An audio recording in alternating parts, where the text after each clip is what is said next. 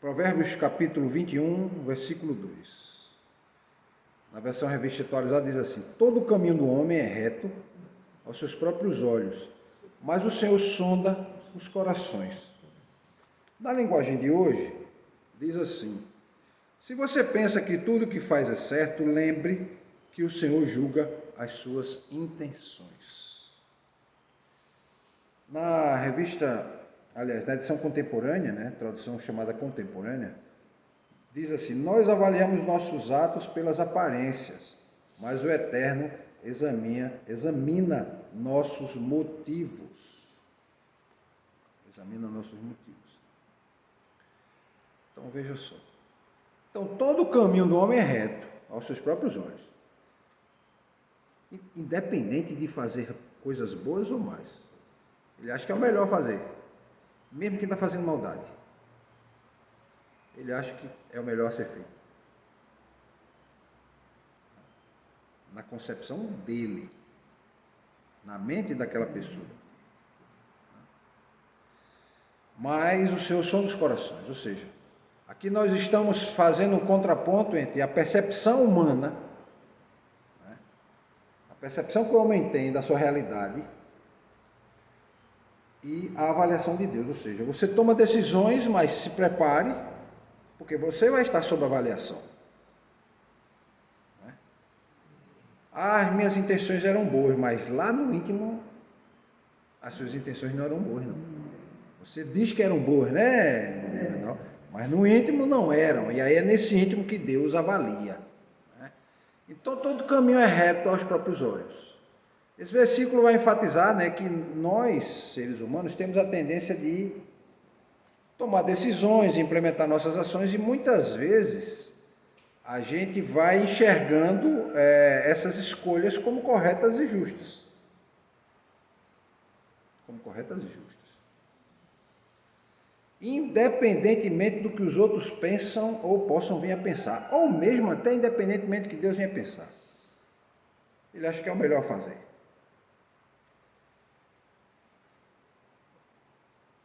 Então, nós, querendo ou não, irmão Juvenal, nós somos parciais quando nós tomamos decisões.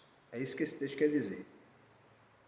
Várias coisas influenciam, vários fatores influenciam, e nós não somos neutros, ou seja, não somos influenciados por nada que a gente possa vir escutar, pela nossa história de vida. A gente vai ser influenciado pelas amizades, pelos amigos, pela palavra que alguém venha dizer, e muitas vezes a gente é influenciado, e aquela palavra que pode ser de vida e pode ser de morte, influencia você, você toma uma decisão, mas o responsável é você. Todos nós na vida já tomamos decisões equivocadas, por influência de terceiros. Eu mesmo já tomei, tomando a palavra achando que era o melhor a fazer, mas não conseguia compreender que aquilo era o pior. E trouxe consequências. Trouxe consequências negativas. As consequências positivas são o quê?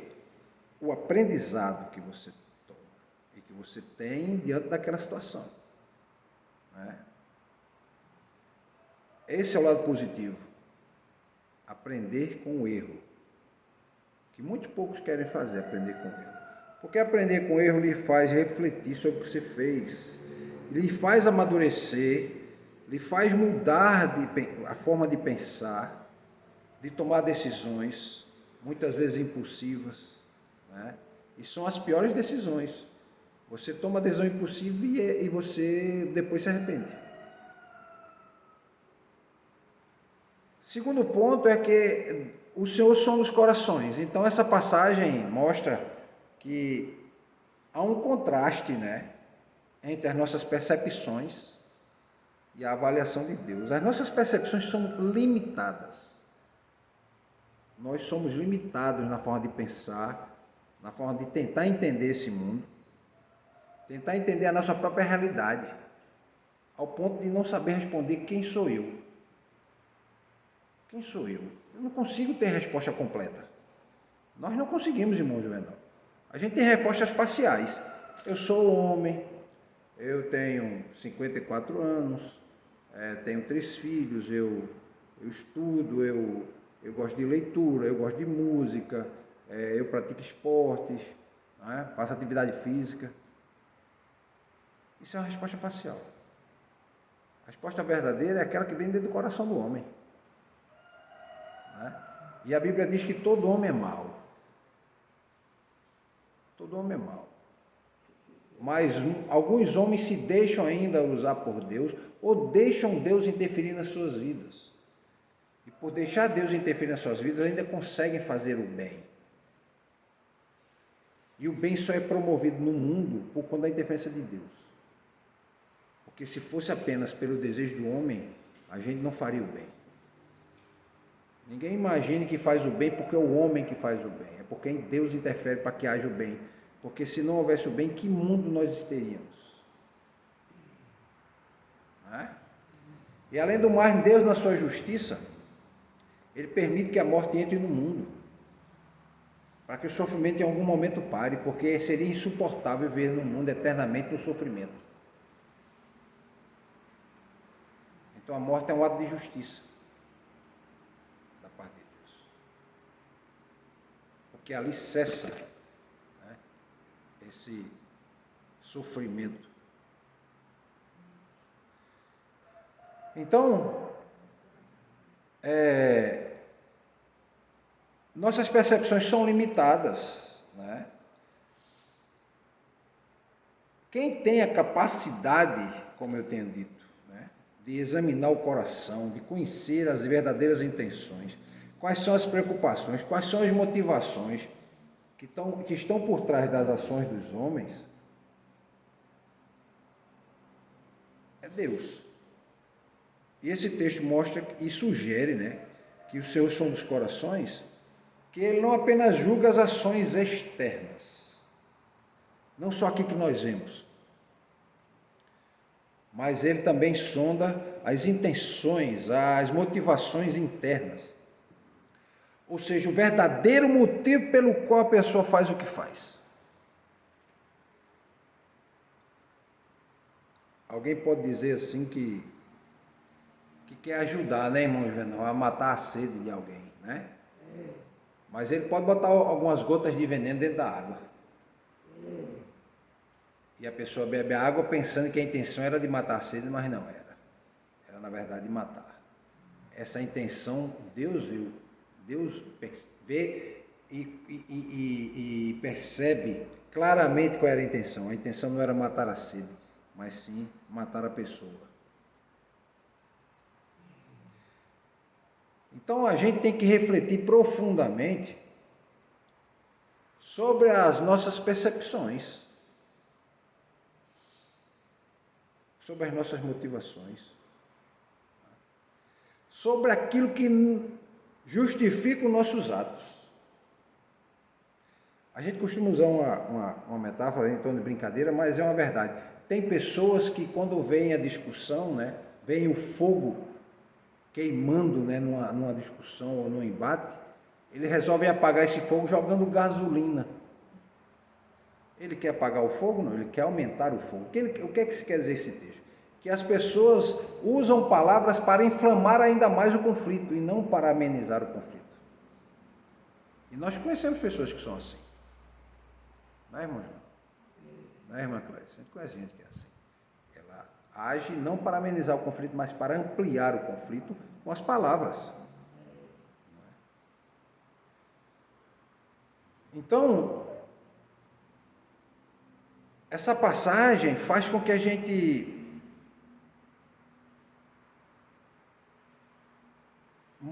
pensa que estamos seguros, né, nas nossas decisões, mas nós temos que fazer uma ligação entre as nossas decisões e a sabedoria de Deus que está na sua palavra. Então eu estou querendo tomar tal decisão, o que é que a palavra de Deus diz para mim aqui? E muitas situações mostram que não é a melhor decisão. Muitas vezes a gente quer falar, mas a palavra de Deus diz, olha, até o tolo quando se cala é tido por sábio. Então quando você vê algo, se você não tem o que dizer, é melhor que você fique calado. Você não diga nada. É melhor que você não diga nada.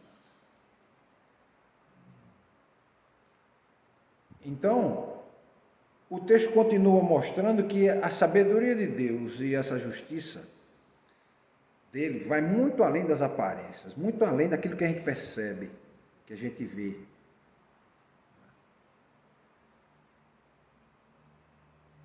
E aí nós somos chamados a questionar, né, a relação entre as nossas ações morais e as nossas atitudes, ou seja, sobre a nossa moral, né? Então, por exemplo, irmão Juvenal, mentir é pecado. Mentir é pecado. Então, quando alguém dá um falso testemunho, ele está fazendo o quê? Ele está mentindo. Está mentindo.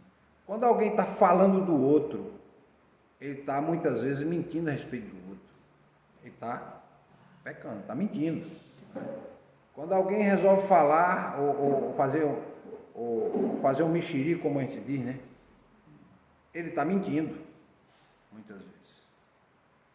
Porque ele está querendo colocar uma percepção dele naquela situação e às vezes agravando o problema. Jogando um contra o outro.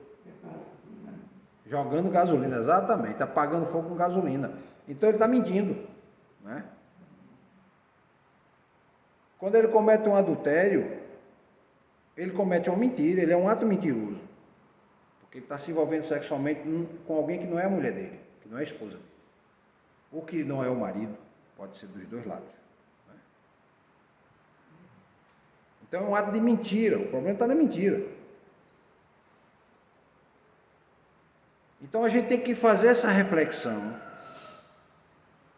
sobre as nossas escolhas, as nossas intenções morais, sobre as nossas ações, sobre as nossas intenções e essa relação com a sabedoria de Deus.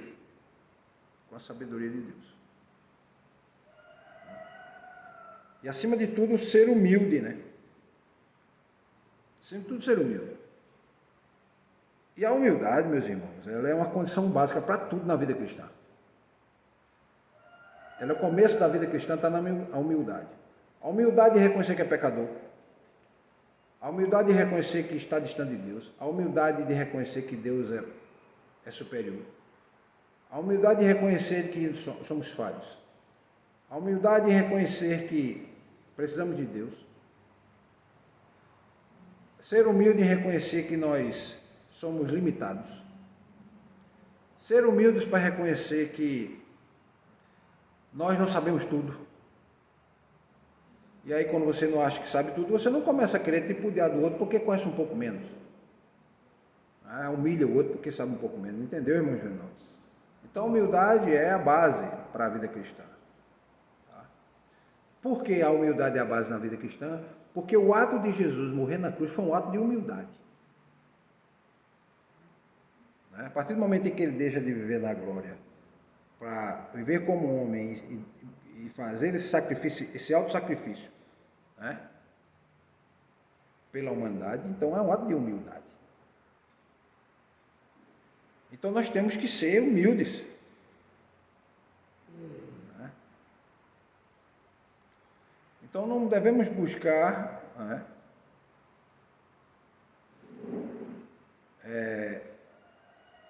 fazer essa avaliação pessoal e tentar compreender e obter a resposta dessa avaliação de Deus. Aí muitos podem dizer,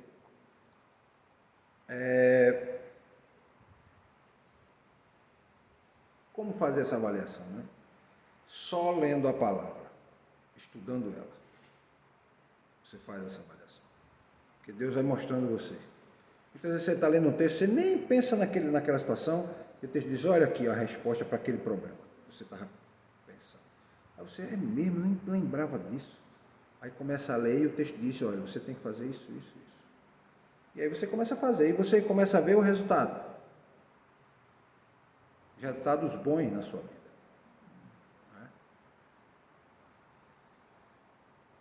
Então, devemos ter uma autorreflexão, ser humildes e buscar a sabedoria espiritual de Deus e a sua sabedoria moral para as nossas vidas.